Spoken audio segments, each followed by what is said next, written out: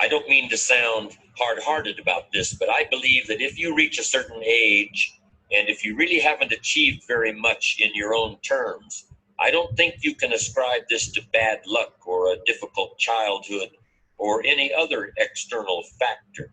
I personally feel that your strength of character does come into question at that point. And let me make it clear that your definition of success may be different from the next person. I'm not implying that you need to have a fat bank account or a Rolls Royce to be successful. But if having those things is integral to your definition of success, then that's what you should be aiming for. When I talk about developing character, it's pretty hard to focus on character when you've got credit card payments to make and 100 other things to worry about. Well, here's my opinion.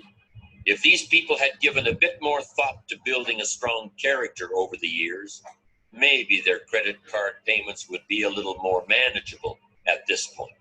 But it's never too late. According to Aristotle, 52 is the age at which a man's philosophy is fully formed. But it's okay to run a little behind schedule as long as you recognize it and do something about it. And you don't need volumes of books or the library in order to create a personal philosophy that will help you to achieve your goals. You can do that anywhere. You can do it right here. In fact, we could all do ourselves a favor by developing the philosophy of an ant. There are at least two reasons why ants are unique and important. For one thing, an ant always knows where it wants to go, and it keeps trying to find a way of getting there, no matter what. If you put a pebble in front of an ant, the first thing it does is try to find a way around the pebble. It tries to go one way. If it can't get around there, it tries to go the other way.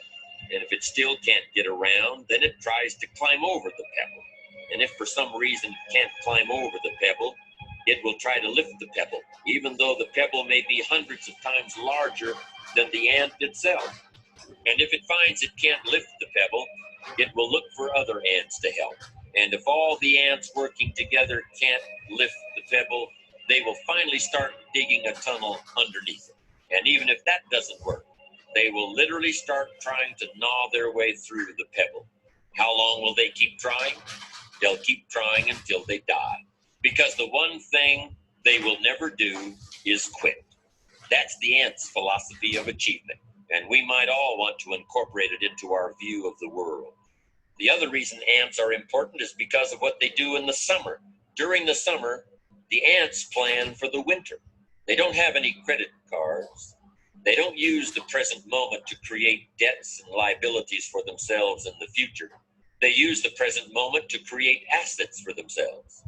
Do you remember the fable about the ant and the grasshopper? The grasshopper laughed at the ant for working so hard all summer. The grasshopper just enjoyed himself, leaping around in the high grass without a care in the world. And when the winter came, he starved to death, while the ant had plenty to eat. Remember, we've all been grasshoppers at some point in our lives. Just make sure you're not one now.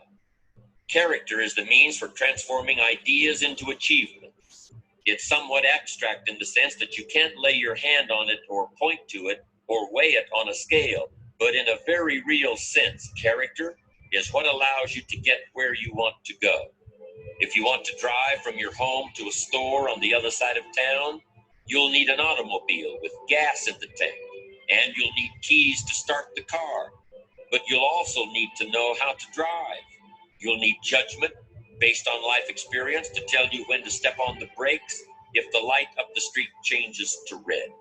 You'll need a true intention to reach your destination so that you don't keep stopping for coffee and a piece of pie every 10 minutes. You'll need to know how much time to allot to the trip so you can get home in time for whatever else you have to do. And you'll need enough maturity to call and say you're going to be late if you get stuck in a traffic jam. You can't lay your hand on any of those things, and you can't measure them with a yardstick, but they're as important to reaching your destination as the car or the gas or the keys to start the engine. They are analogs of character. There are all sorts of ways to keep track of the condition of a motor vehicle. You can look at the tires to see whether they've worn out their tread. You can look at the odometer to see how long it's been since you've changed oil. and you can turn on a switch, then walk around the car to see if the headlights and the taillights are working properly. There are objective indicators of the condition of your car. Similarly, there are ways of objectively evaluating your achievements. Most people don't take advantage of them as often as they should, but they're available nonetheless. For example, you can put together a financial statement in order to determine your net worth. You can hire an appraiser in order to learn the market value of your house. You can compare where you were 10 years ago to where you are now in order to determine the degree of progress you've made in your life. As I've tried to explain, achievement depends on character in the same way that a successful drive to the grocery store depends on knowing when to apply the brakes and when to step on the gas. But how can you know if your character is in good enough shape to get you where you want to go? To continue the metaphor we've been using, there are ways of discovering whether you still know how to drive without having an accident. I believe there are ways of evaluating the strength of your character that are almost as clear as the depth of tread on a tire or the amount of gasoline in the tank of an automobile.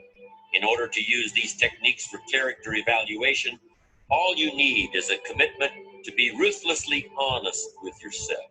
At first, that kind of ruthless honesty may include a little bit of pain, but once you accept the fact that character is basic to achievement, you'll gladly pay the price. Just as the gas gauge of a car indicates full and empty, with several demarcations in between, you can learn whether your character has enough fuel to get you to your life's destination. You can learn to tell whether you're on full or empty or somewhere in between.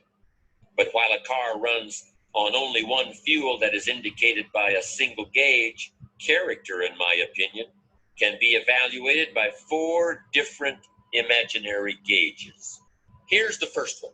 On the right-hand side of the gauge, corresponding to the letter F for full on a gas gauge, I want you to imagine the letter R, which stands for refusal.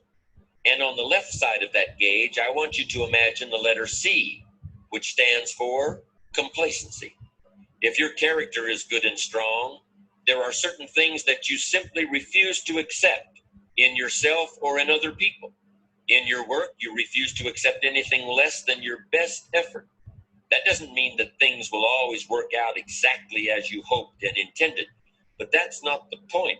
There will always be variables you can't control, but your effort level should always be maxed out regardless. With your family, your commitment should be just as strong. You should simply refuse to compromise in any area where your family needs and welfare are concerned. And with yourself in your personal life, you should similarly refuse to accept pettiness or dishonesty or unethical behavior in any form. That's the right-hand side of the first character evaluation gauge. On the left hand is the letter C, which stands for complacency. But it also could be the letters LIS, standing for let it slide, or even WTDA for what's the difference anyway. Ask yourself where you stand on that scale. Do you have enough good, strong refusal to achieve what you want to achieve? If not, it's time to make a pit stop right now. The second character reading gauge has the letter D on the right, and on the left is the letter M. The D stands for decision, and the M stands for maybe. Ask yourself, are you a person who comes to a fork in the road and turns right or left? Or do you stop the car, scratch your chin, and say, well, maybe I'll go this way, and then again, maybe I'll go that way. And in the end, you go nowhere. Think about the big issues that are facing you in your life right now. It could be that you want to leave your job and start a business of your own. It could be that you want to get married. In any case, are you the kind of person who comes to a decision and puts it into action? Or are you someone who says, well, maybe, but then again, maybe not? Now imagine a gauge with a W on one side and an A on the other side. The W should be in bright red or orange, while the A should probably be a dingy green or pale yellow. That's because the W stands for want, as in, I want it now. or I want it real bad, or I want it so much I'll do whatever it takes to get it. The W means you'll go to law school for 5 years at night while working full time during the day because you want to be a lawyer. The W means you'll get up at 4 o'clock in the morning every day to work on your novel because you want to be a writer. It means you'll travel from one end of the country to the other many times in order to find a doctor who can make your child well. I know people who have done all those things because they wanted something and eventually they got it. The A stands for apathy. That's where you really don't care what happens. And if you really don't care what happens, it's just as well because it certainly isn't going to be anything good. Now we come to the last of our imaginary character gauges. On the right-hand side is the letter P, and that stands for promise. And on the left-hand side is a letter F, and that stands for fear. If you are a person of strong character, you will promise yourself that you will achieve your goals or what? It doesn't matter because you never consider that possibility. You have made a promise and you're going to keep it.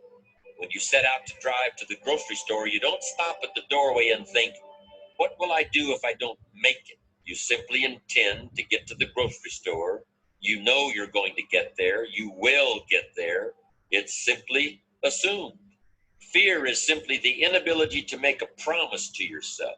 It kicks in when you start thinking about all the bad things that can happen to you on the way to your destination. And before long, you're thinking, wouldn't it be easier just to stay home? Isn't it safer to just stay in bed? Isn't it better to pull the covers up over my head?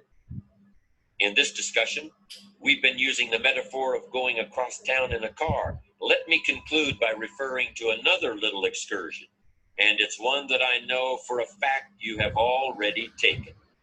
When you were learning how to walk, you made a silent promise to yourself that you were going to do it. It may have been scary at times. You surely stumbled again and again. Tears surely fell from your eyes, but no matter. You didn't even think about that. Each time you fell, you forgot about it as soon as you regained your feet because you had promised yourself you were going to walk across the room. And you did it. How long did it take? Who cares?